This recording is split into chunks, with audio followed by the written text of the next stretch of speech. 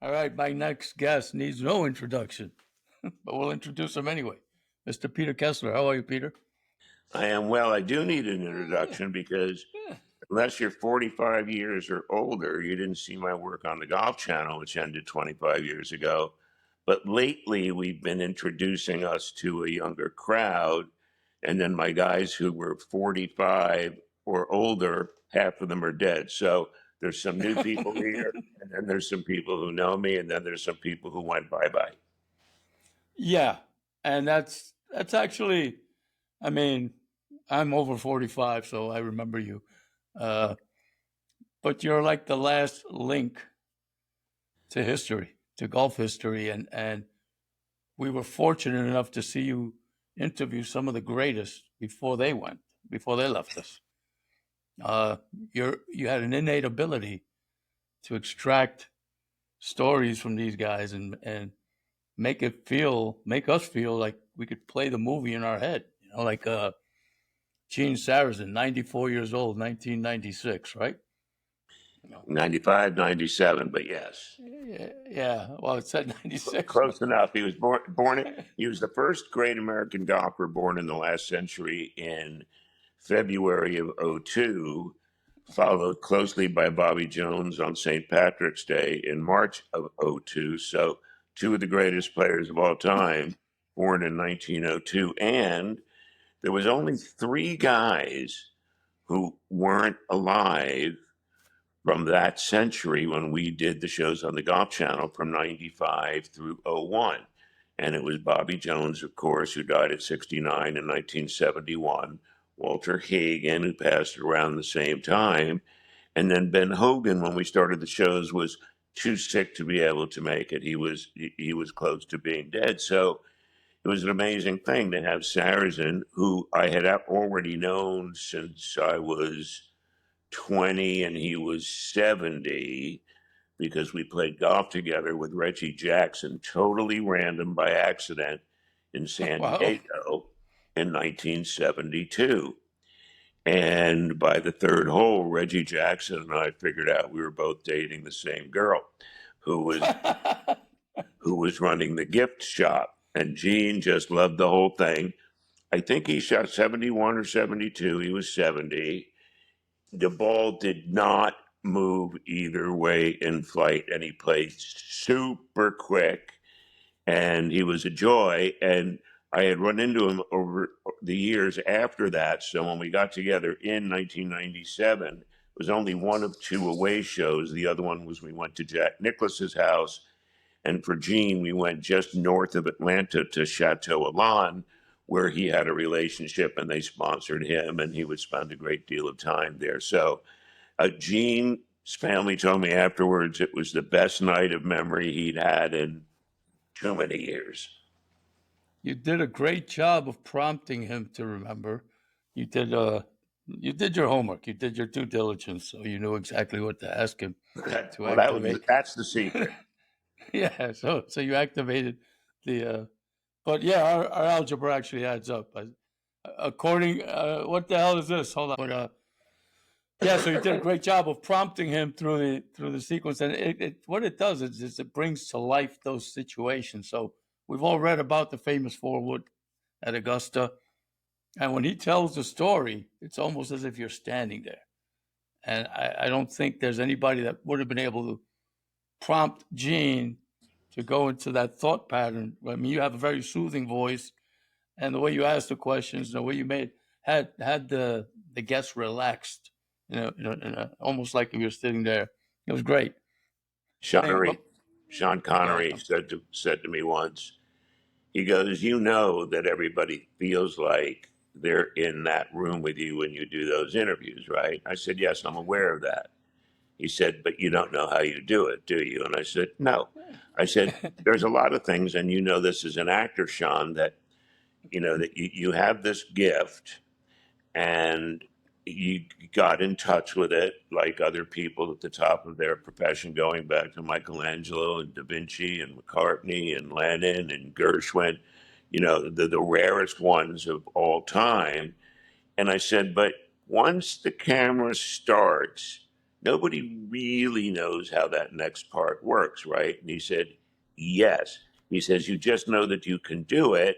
And then I said, and you just stay out of your way so it can happen without you being involved. That's actually a great description of it. And I was saying that our algebra works out because you interviewed him in '96 and he was 94 years old. Who? Gene Sean or Gene? Sarazen, No, that was 97 when he was 95. 95. Okay, I sorry. could be wrong. We only did 1,300 shows, but I'm pretty sure it was Wow. 97. I could be. Yeah, Seinfeld's 170 with researchers and writers and 800 comedians and great actors and these incredible people who were involved. I had nobody. I just had me. Because once I got to the Golf Channel, and it was all unorganized because it hadn't begun yet, and sometimes when there's disorganization, there's opportunity.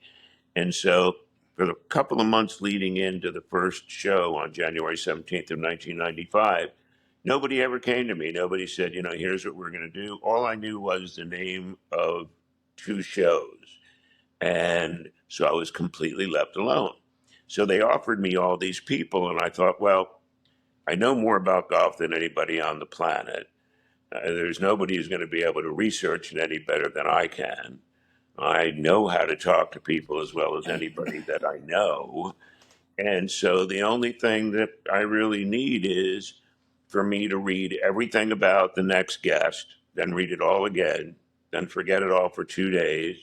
And then I had this ability where the script would actually just form in my head. And so then that became the script.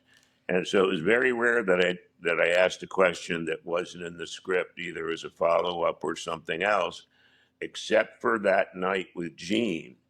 And the night with Gene, I took a chance because we had both lived within a couple of miles from each other north of New York City, just happened to be 50 years apart. But I said to him, Gene, 100 years ago, no, not 100 years ago, it was 70 years ago. Yeah, 70 years ago in the 1920s, I said, you used to take the train into New York City quite often, right? You liked the theater, your manager was there, you would get dressed up. I said, tell me what that was like. And he said, well, I would get on at Harrison where I lived. And he said, and then the next stop going into the city was Pelham. And he said at Pelham is where all the Ziegfeld Follies showgirls would get on the train to go in for rehearsal, dinner, and bang out the show. And Florence Ziegfeld, who was the impresario who was putting all these productions on, had bought apartment houses right next to the train station, and that's where they all lived. So he found this blonde who got on at 1:15 one day, which he did not forget at Pelham, and he started to flirt with her, and he said she wouldn't give him a tumble, which was a conversation and a flirt. And so he said, I did it all the time. And then 60 years later, in 1985, I'm playing in Bob Hope's tournament out in California, and I'm finishing up, and I'm in my 80s, and a guy says, a blonde woman wants to talk to you. He said, what does a blonde woman want with me? And the guy said, just come up to Mr. Hope's box. So he said, so I went up to Mr. Hope's box, and a blonde woman comes up to me, and she says, do you remember me, Gene? And Gene said, I looked her over, and I told her I didn't remember, and she said, well, I'm the blonde you used to flirt with on the train track 60 years ago, and I'd Wow. like to just introduce myself. My name is Mrs. Bob Hope. Wow. Good one. But he had a bunch of stories. Like he caddied with Ed Sullivan. That's at Appowamus, he said. That's right. And I only lived like 2 miles from there when I was living in Rye, New York, which was the next city next to Harrison, where he lived. Yeah, I'm familiar with Rye. It's Westchester Country Club up there. That's right. That's another 2 minutes away. But That's one of the greatest golf courses to Walter Travis, and absolutely. one of the greatest golf courses I've ever played. Walter Travis is the most unsung hero He also did Garden City Men's Club, Golf The men's Club, club. which is unbelievable because it's a combination of a linksland course and a parkland course all rolled into one. And I was lucky enough to give a presentation there, just telling stories like we're doing now a few years ago. And I was telling the guys there to get their attention right away that I'd had a conversation with Snead, Byron Nelson, and Gene Sarazen about who played Garden City better. Because Gene lived nearby, Byron caddied nearby, and Snead loved to spend time up in that area and was not from the Northeast, but just below it. But he went to New York all the time. And before he went the first time, somebody showed him a picture of himself in the New York Times, and he said, "How can they have my picture? I haven't even been there yet."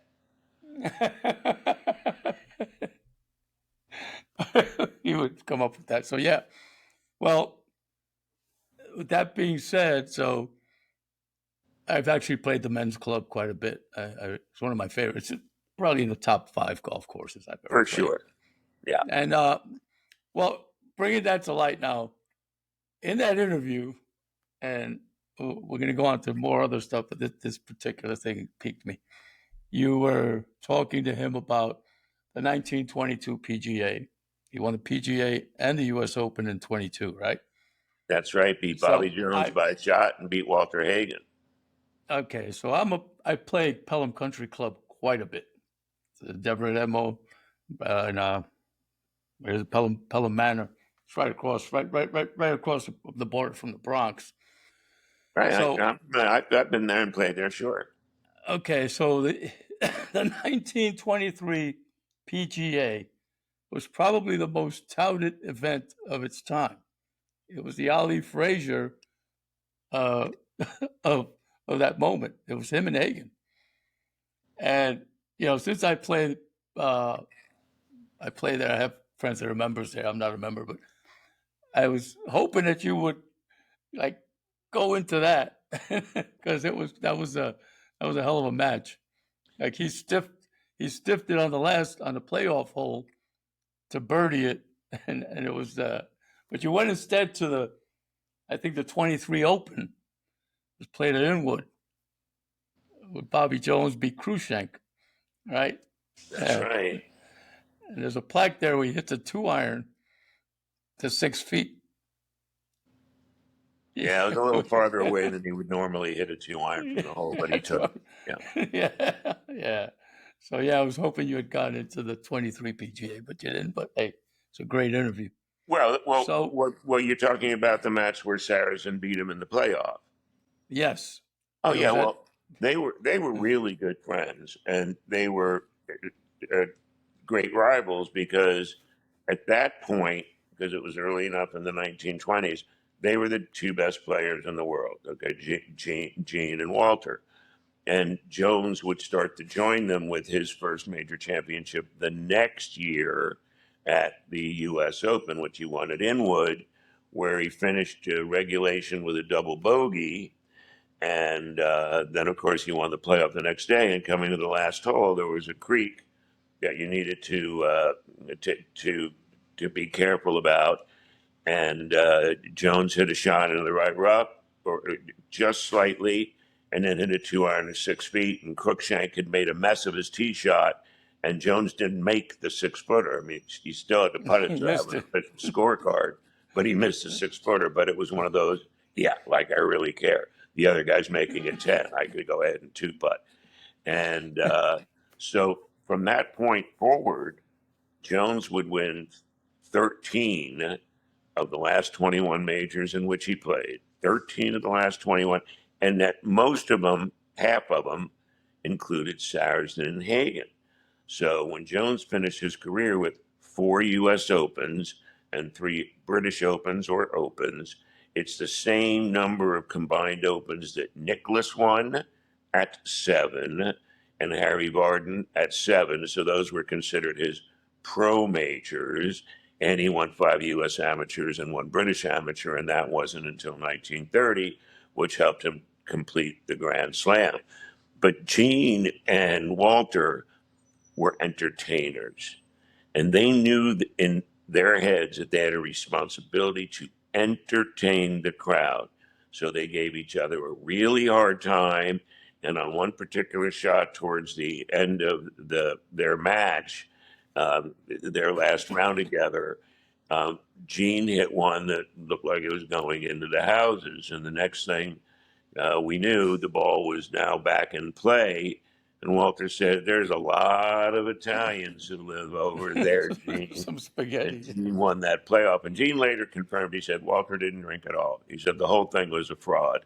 And he said he didn't stay up all night. He said he just put the tuxedo on before he went to the golf course. He said he killed more potted plants with whiskey than anybody, any gardener ever killed in the history of the world. So they were both entertainers and knew they had a responsibility to do that, where the guys today don't know the word entertainment unless it's just by their golf clubs alone.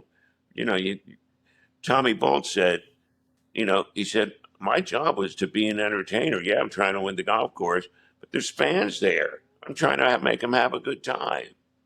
It was a different Yeah. mentality. Yeah, I think they also had to supplement their income by barnstorming and putting on these shows with exhibitions and stuff. They probably did a lot of that, so they had a vaudeville act.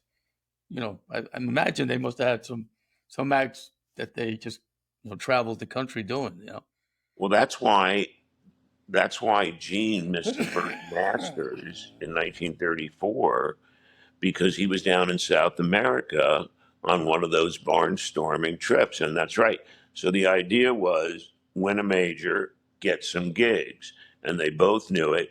And so they were, Walter in particular, really knew how to work a crowd. But Gene did too. He was just a little less flamboyant, a little less flashy, but just as exciting. And that golf swing was short and tight and accurate. And he was a no nonsense guy, like all those guys were who started as caddies.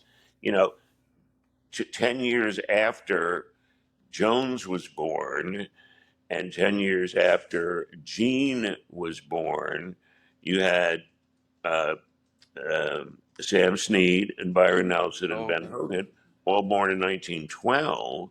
And then in 1916, even though Tommy Bolt lied about it all the time, but it was 1916 that he was born, and his family moved when he was a little boy from Oklahoma to Texas in a covered wagon. Wow. And Tommy was one of my closest friends. One day, and he lived not too far from me here in Florida at the time.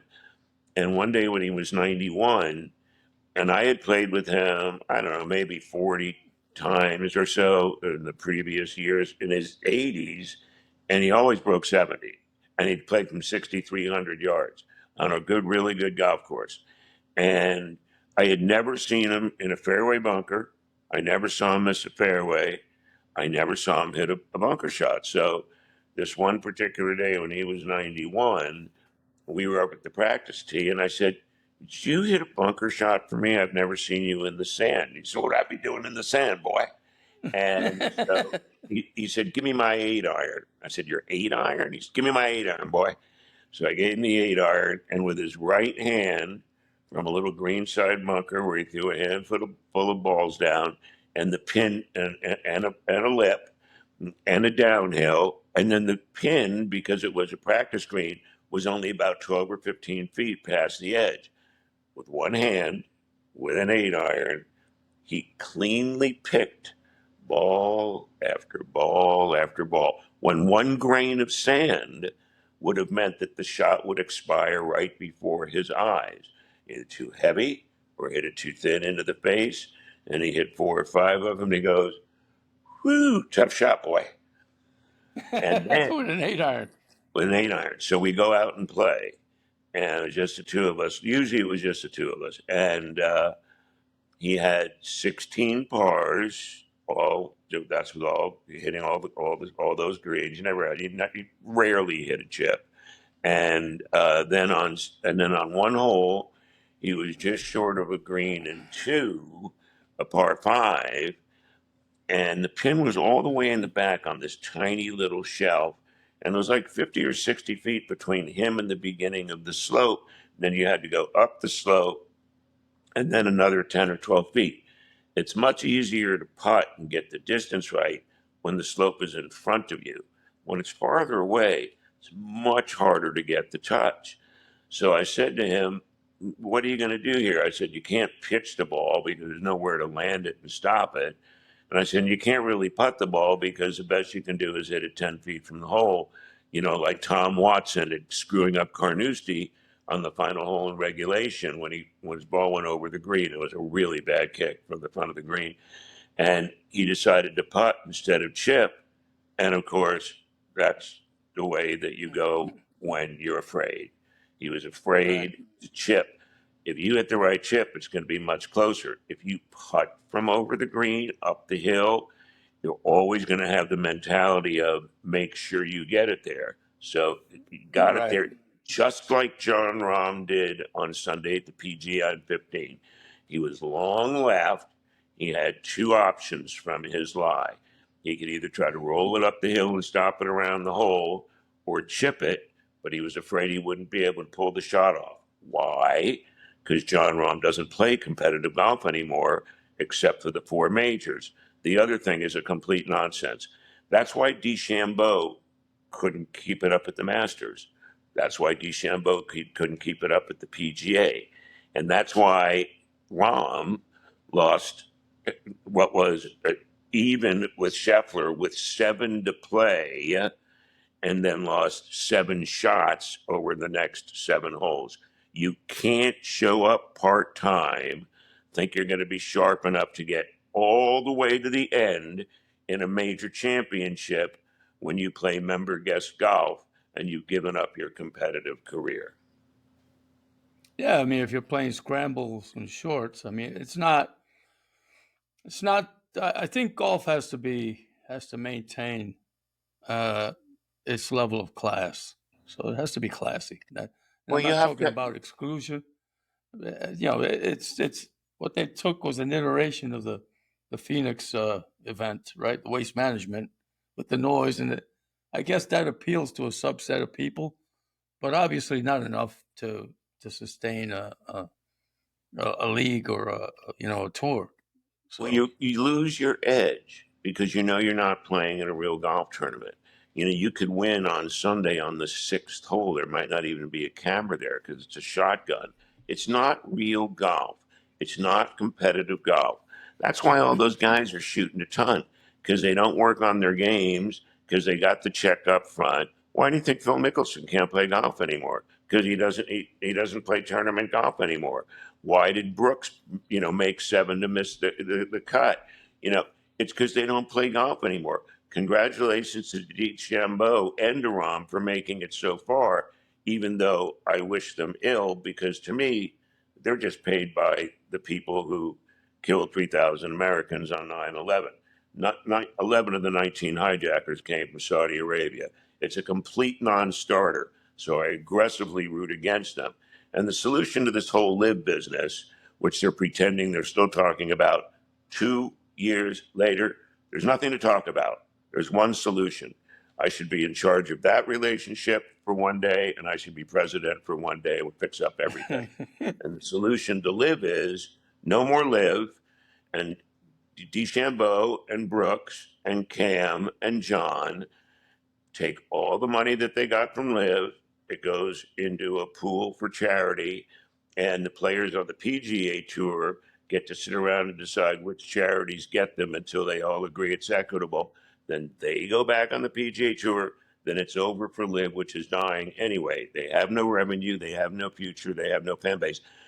I just started a channel on Instagram and YouTube a few months ago, and the guy who puts all the stuff up for me, because no chance I'd be able to do it, uh, said to me, last week when Fox ran that live event, they had 17,000 viewers on Saturday and 31,000 on Sunday, and he said I just put up Gene Sarazen talking about the forward shot last night.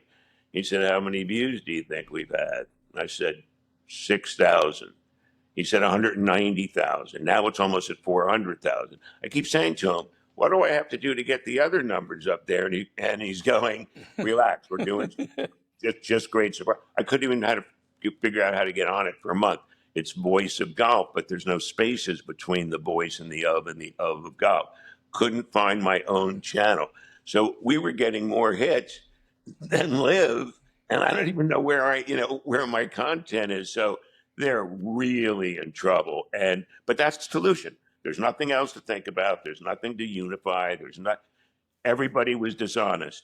Monahan's on the take. Ed Hurley was on the take. Jimmy Dunn was on the take. He just likes to be around stars. There's a word for that people use when you just want to be around those kind of people. It was all dishonest. Monahan is a moron. He couldn't run a lemonade stand at the top of the driveway. It was a disgraceful experience. And for people like Rory McIlroy, who can't even think straight for 2 seconds, is changing his mind every day about what should and what should not happen. He's not a businessman. And sometimes I wonder from inside of 100 yards if he's actually a golfer. And so when you get the players involved in those discussions, that's when you know it's total history. So I just want to let those guys know, you pay the money back. I'll think about with or without interest, and it goes to charity. LIV goes away. And then a guy like Cam Smith, who gave up his career at the age of 28 after kicking the stuffing out of Rory McIlroy at the Open Championship at St. Andrews, 21 putts, and I think Rory had 38. Why is he working with Brad Faxon? Brad Faxon was a great field putter. He was trying to reproduce a sensation that he felt in his right hand as if you were rolling a ball to the hole underhanded. Rory has hands of stone, and he gets so confused. And as I mentioned before, like Colin Montgomery before him, like Greg Norman before him, Rory hears, as P.G. Woodhouse wrote 100 years ago about another golfer, he hears the uproar of the butterflies in the adjoining meadow. I can't believe that he's been able to get done what he's been able to get done. But here's something important if the Scheffler Rory thing comes up, which is Rory's 8 years older than Scottie.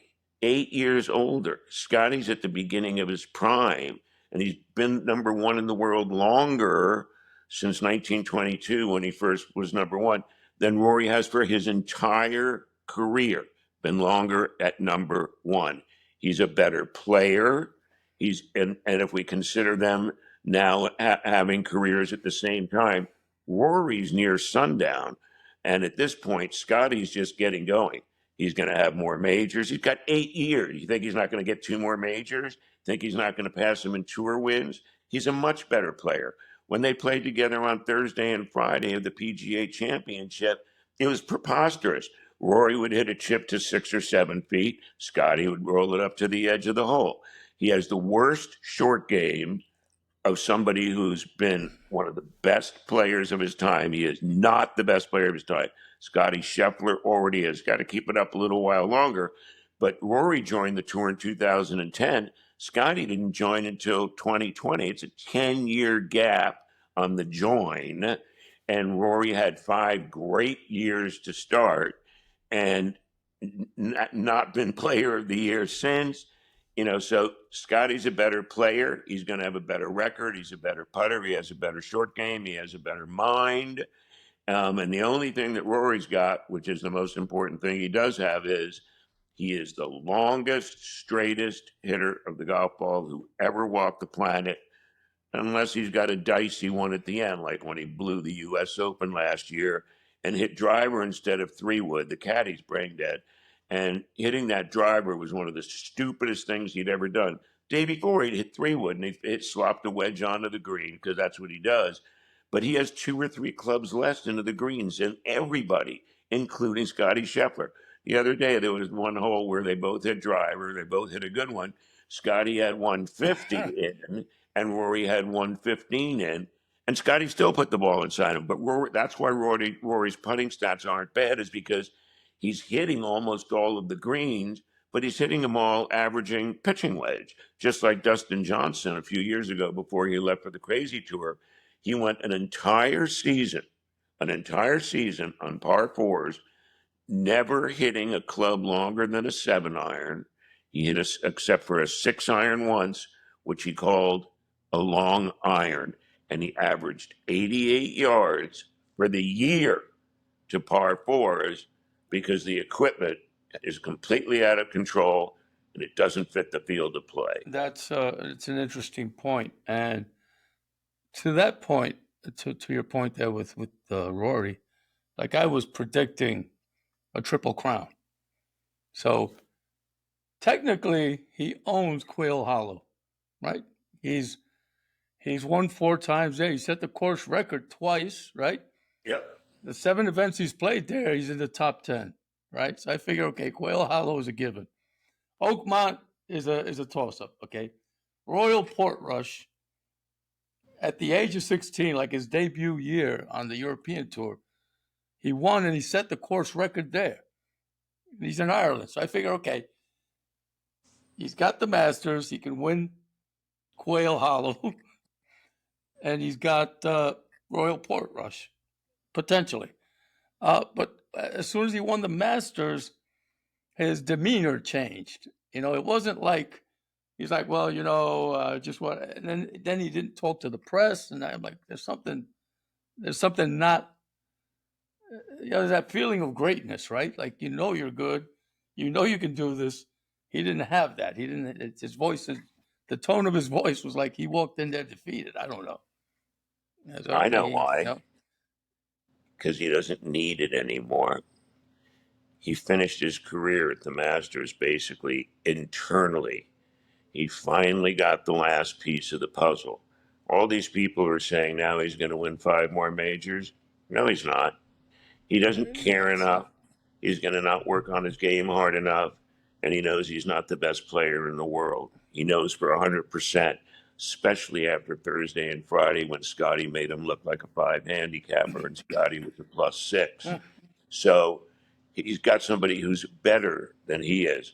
The thing that I did like about the PGA's field was that it did include the 4 LIV guys that you would want back on the PGA Tour, except you knew they weren't going to do anything, except they got a lot further than I suspected that they would. And congratulations to John Rahm for lasting so long before he realized where he was. But Rory McIlroy, I believe, is not excited about the future. I think he's now relieved about what he's been able to put together. And anybody who thinks that Scottie Scheffler in the next 8 years till he's 36, that Rory isn't going to trounce every single record that Rory McIlroy has and isn't going to be hands down the greatest player of his generation. He's the next Tiger. He is the next Tiger. If you give Tiger best player of his time from, say, 1996 through 2010, in the next 5 years, you would give it to Rory. He won 4 majors. I was setting all kinds of records. So 2011 to 2015, Rory had his time. Since then, Koepka's had 5 majors while Rory had none until the Masters. Justin Thomas, who's just turned into a horrible player now, had more majors during that time period. So he has not been number one for a long time because there's been guys who are better at majors than he is, and he's not the same man that he was as a young man. It's like after 2014, after 2015, it's like he didn't get dropped on his head as a child, he got dropped on his head as an adult. He's the worst thinker I've ever seen of a player inside of 100 yards. The club champion at Augusta National, they played each other from 100 yards and then all 18 holes. Whoever the best player is, he would beat Rory 6 and 5. Wow. And I Scheffler think basically beat 6 and 5 too. yeah, I think your description is, he's just complacent. He's done. That's the way he came across. Like, And why now that wouldn't I you have talk? this, Why wouldn't you talk to the media? well, Why? that's a good question. Well, yeah, he There didn't are talk to no the good media on the reasons. There are no photos. good reasons. Um, you know, it's petulant. It's childish. It's acting like a spoiled brat because he knew that after Scheffler trounced him the first day, He didn't want to talk to anybody and have him say, Scottie was pretty good today, huh, Rory? And then on Friday, when he totally trashed him and crashed him, you knew that Rory had to just be despondent because there's a new sheriff in town. There's a new best player in town. Just like when Tiger became Tiger, anybody else who was Phil Mickelson knew that he wasn't going to be able to hang in, and he knew that by the end of '96 or early '97. And Vijay Singh and Phil were really Tiger's only competition. In that whole 15-year period that he would either, if he ever even bothered to look at a leaderboard, would have seen their names, but he knew he was much better than they were. And Scottie Scheffler, in his own quiet way, knows that he's the best player. The thing is, everybody says how boring he is, but I noticed that everybody watched the final round. Why? Because the new best player in the world was leading one of the four major championships on a Sunday with a good lead, and everybody watched because, like watching Tiger at Pebble with a 10-shot lead in 2000, and everybody still watched. So when he stretched it to 15, and I was with him and Butch on the putting green on the Saturday night at the 2000 U.S. Open, and I said to him, if they would give me my shots, Tiger, I said, I could win with your 10-shot lead. And let me tell you how he and Butch worked together.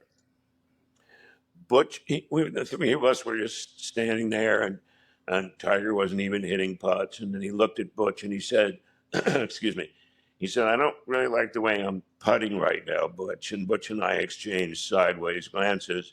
So Butch says to him, like Tiger was five, he goes, go over to the other side of the putting green for 10 minutes and just go ahead and putt. And Tiger came back 10 minutes later and said, okay, everything's fine now. And that's why the Hank Haney thing was a disgrace, what Hank Haney did to Tiger. And everybody else that followed that he listened to for 2 seconds. The Butch thing and the Tiger thing ended up on personal stuff, nothing to do with Tiger's game. Was the best swing anybody'd ever had, arguably, maybe along with Jones's swing.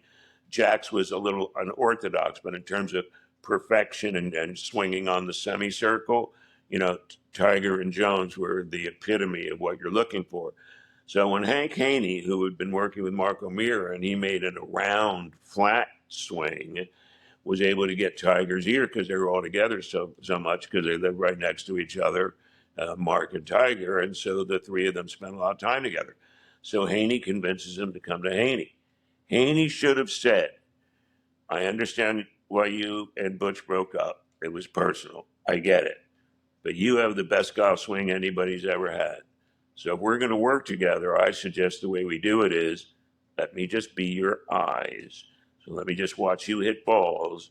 And if you deviate in any way from where you were before, I'll pick it up and point it out to you.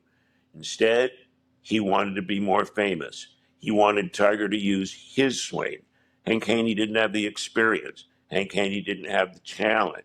Hank Haney didn't have the knowledge. And he was so selfish to make it about him. But it didn't matter because if you were working with him, whatever swing you gave him, he'd still win the same number of tournaments that he did under Hank Haney because he could have won no matter what. He's still going to find the 6 inches behind and in front of the golf ball, no matter, what Hank says to do this or to do that. Hank did it as an experiment. Hank did it to be more famous. It was really disgraceful behavior. I'm sure Hank will love this when he hears it.